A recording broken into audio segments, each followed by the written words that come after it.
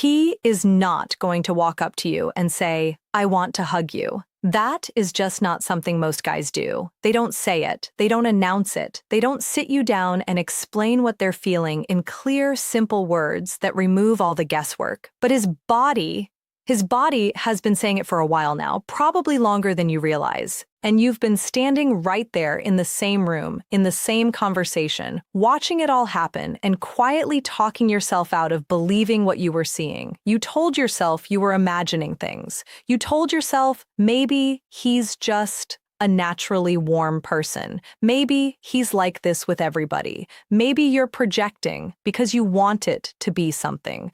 Maybe you're just seeing what you want to see. But then it kept happening, and that quiet feeling in your chest kept coming back. That thing that says, no, wait, this feels different. This doesn't feel like how he is with everyone else. This feels like something specific, something that has a direction to it. And you were right about that. You were right the whole time. You just didn't have the language for what you were actually looking at. That is exactly what today is going to give you. I am Liz Rose, a relationship expert, author, and researcher of emotional dynamics between men and women. For years, I have studied attraction, male behavior, emotional intelligence, and the patterns that bring people together or drive them apart. Today, I want to share with you what I have learned through my research, my professional experience, and the thousands of stories I have encountered throughout my journey. Once you understand these 8 signs, you are never going to sit in your car after seeing him, replaying the whole evening in your head and wondering what any of it meant. You are going to know right there in the moment, in real time, without him having to say a single word out loud. But before we get into the signs themselves, we need to spend a minute on why he doesn't just say it. Because this is the part that most people skip over, and it's actually the most important foundation for everything else. Once you understand this part, the signs stop feeling confusing and start feeling obvious. Men are genuinely not wired the same way we are when it comes to putting feelings into words. For us, saying how we feel is how we connect. It's almost like breathing. It feels natural. It feels necessary. It feels like relief. We say, "I missed you." We say, "I've been thinking about you." We say, "I just want to be close to you right now." And saying those things out loud feels good because it moves something from the inside to the outside. That is where connection happens for us. But for a lot of men, especially when feelings are still early and uncertain and haven't fully settled into something they can name yet, saying it out loud makes it suddenly very real in a way that feels risky. Real things can be rejected. Real things can change the dynamic between two people in ways that can't be undone. Real things can sit in the air between you and make everything strange and complicated when it used to be easy and comfortable. So instead of saying it, he shows it. Instead of words, he uses his body. He uses proximity. He uses small, repeated actions that carry meaning even though they look ordinary on the surface. And these things are so easy to walk past if nobody has ever sat you down and pointed at them directly. Most women were never taught to look for this. You were taught to wait for words. You were taught that words are the proof, that words are what make something real and official and safe to believe in. And that is exactly what keeps so many women confused, waiting, and going around in circles in their own heads when the answer was sitting right there in the room with them the whole time. So let's change that right now. Let's go through all 8 signs slowly and clearly. By the time we finish, you are going to look back at moments you have already shared with him, and everything is going to suddenly make complete sense in a way it didn't before. The first sign is that he keeps finding reasons to close the distance between you two, and those reasons don't always fully hold up when you look at them closely. I want to be specific here, because this is not about him walking over, because he genuinely needs to tell you something. This is about the excuses, the thin ones, the ones that are just barely logical enough to not be obvious. He comes to stand next to you when he had plenty of room to stay exactly where he was. He pulls his chair closer at dinner, even though he could hear you perfectly fine from where he started. He positions himself beside you in a group instead of across from you, even when across would have made more practical sense for the conversation happening. He finds a reason to be in whatever corner of the room you're in, even though nothing was pulling him there except you. The important thing to understand is that he is not sitting there strategizing. He is not thinking, okay, now I will close the gap. That is not what's happening. When a man is genuinely drawn to someone, his body moves toward her without his conscious mind fully authorizing the decision first. It's not calculated, it's gravity. It's his system pulling him in the direction of what it wants without him being completely aware that it's doing it.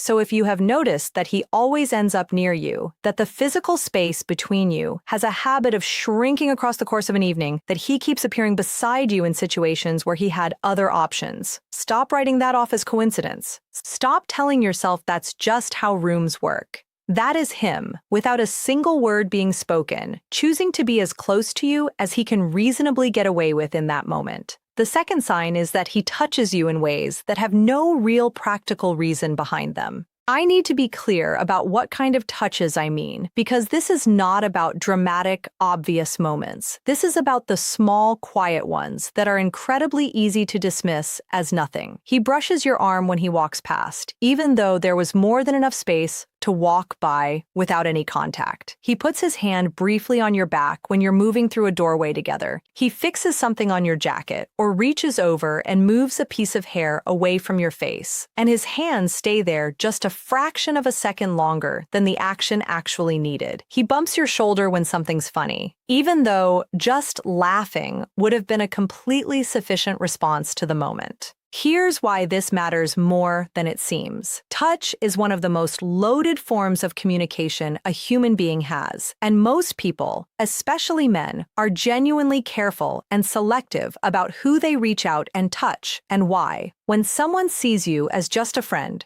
when there's nothing more than that pulling at them, they maintain comfortable, natural distance. They don't go looking for excuses to make physical contact. But when something more is there, when there's a pull they haven't put into words yet, the body starts searching for any available excuse to close that distance. Even briefly, even for just a second. Every single one of those small touches is him doing exactly that, testing the water quietly, feeling how it lands, watching how you respond without making it obvious that he's watching. And if you didn't tense up, if you didn't pull away, if you stayed easy and open in the moment, he felt that. He noticed it, even if he didn't consciously register noticing it. And it made him feel safe enough to try again the next time an excuse came up. The third sign is that his eye contact holds just a little longer than it should in a normal conversation. I know this one sounds straightforward, but stay with me because the detail inside this sign is where the real information lives. In a regular, everyday conversation between two people who are just friends or just being polite, eye contact breaks naturally and easily every few seconds. People look away, look back, glance around, check what's happening in the room. Nobody thinks about it. It just flows. But when someone is genuinely attracted to you, holding your gaze starts to feel good to them in a way that makes them want to stay in it. Looking at you becomes something they're reluctant to interrupt. So the eye contact stretches. It goes a beat longer than the natural rhythm of the conversation calls for. Long enough that something in the air between you two shifts. Long enough that it moves from normal conversation territory into something that both of you can feel, even if neither of you names it. Now, here is the specific detail that most women walk right past. It is not just about how long the eye contact lasts. It's about what happens in the exact moment when it finally breaks. When he looks away, which direction does he go? Because if he looks down, that means something completely different than if he looks sideways or glances around the room. Looking down after a long, charged moment of eye contact means the intensity of what just happened between you got to him. It means something moved in him during that look, and he needed a single, quiet beat to collect himself before coming back to the surface. It sounds like a tiny thing. It lasts less than a second, but it is one of the most honest signals a person can give you because it is completely involuntary. You cannot fake needing a moment to recover from something that didn't actually affect you. If you have had moments with him where the eye contact stretched past where it normally would have stopped and he looked down when it finally broke, that was not a random thing. That was him sitting inside, a feeling he didn't say out loud.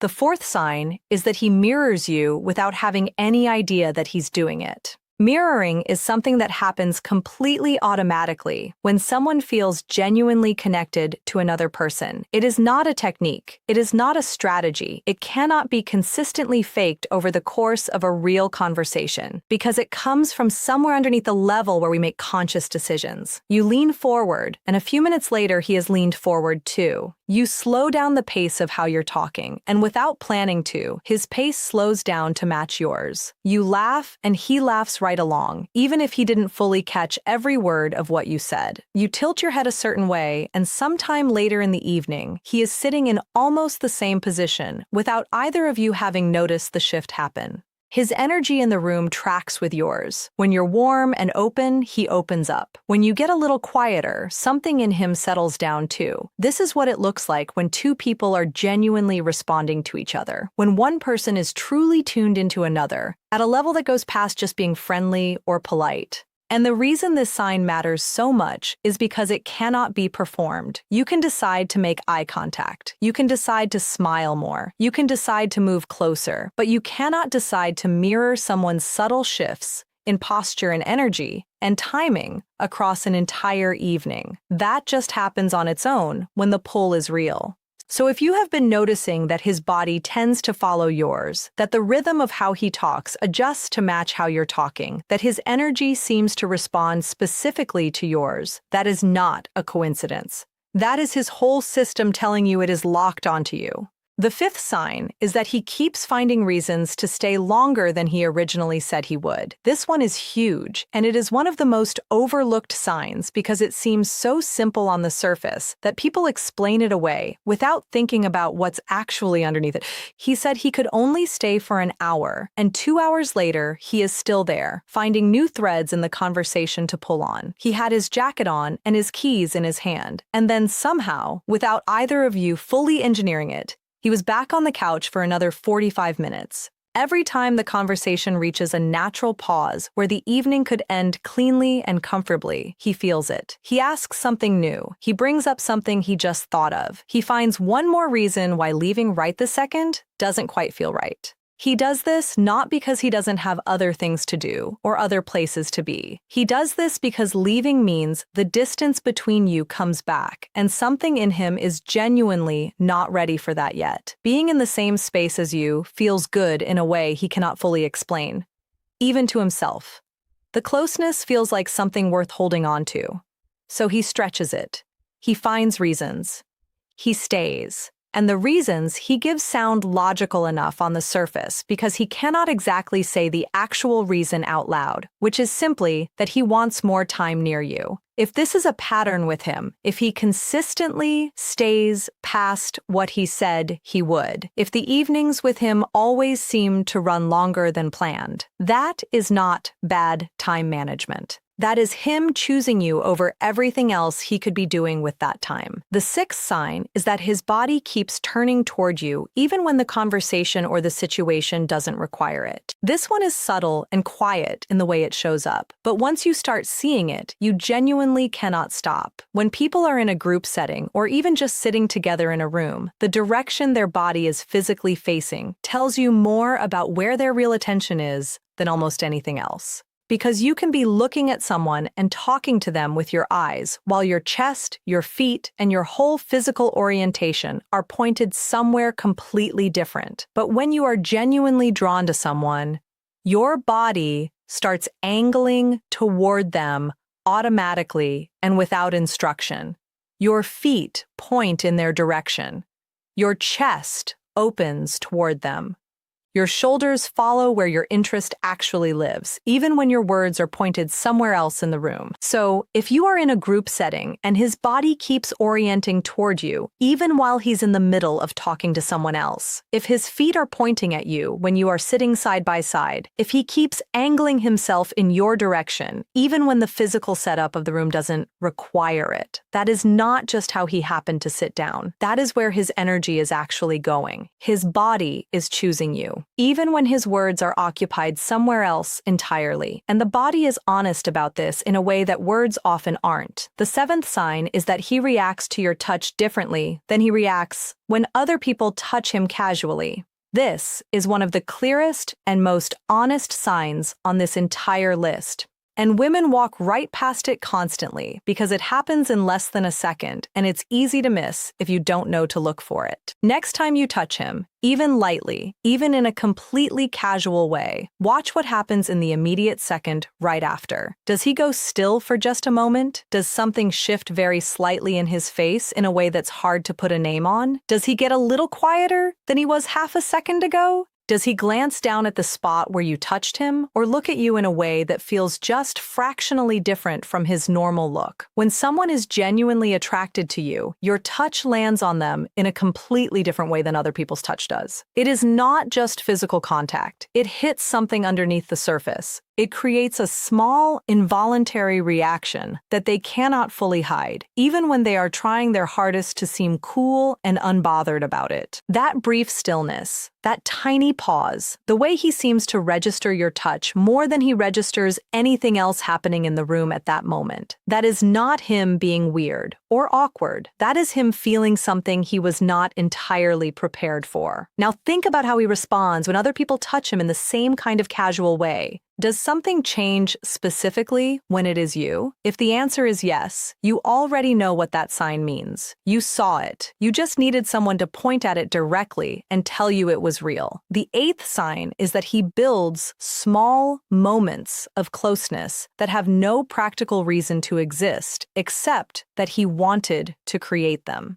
This is the sign that ties everything else together, because it is not one specific behavior you can point to. It is a pattern. It is the accumulation of small, quiet choices that only make sense when you understand what's driving them. He remembers something small you mentioned weeks ago and brings it up out of nowhere in a way that makes it clear he was actually listening and actually holding on to it. He finds the song, the place, or the thing that reminded him of you, and he brings it directly to you. He suggests things that are just the two of you, even when a group would have been the more obvious and natural choice for that situation. He builds inside references, small callbacks to moments that only the two of you shared, and he brings them back into conversation because he has been paying attention to you in a way that goes much further than casual interest does. What he is actually doing with all of these things is constructing small shared worlds, small pockets of closeness that belong specifically to the two of you and nobody else. And people do not do that by accident. People do not do that out of politeness or habit. That is someone who feels specifically pulled toward you, specifically interested in building something with you, specifically choosing you for the quiet, meaningful moments, even before he has figured out how to say any of that out loud. Now, here is the honest truth about what most women do after learning all of this, and why it keeps them stuck longer than anything else does. They see the signs, they notice them, they feel that shift in their chest that says, yes, this is real, this is actually something. And then they wait. They wait for him to say it in words. They wait for the verbal confirmation that makes it undeniable and official and safe to fully believe in. And while they are waiting, the second guessing quietly creeps back in. Maybe I'm still reading too much into it. Maybe the signs don't mean what I think. Maybe I need something more concrete before I can trust this. So they pull back slightly. They play it a little cooler. They try not to seem too available or too obvious. And from where he is standing, that pulling back reads as her losing interest. It reads as her not being that into it. So he pulls back too, quietly, without drama, without explanation. And the whole thing fades out before it ever had a real chance to become something.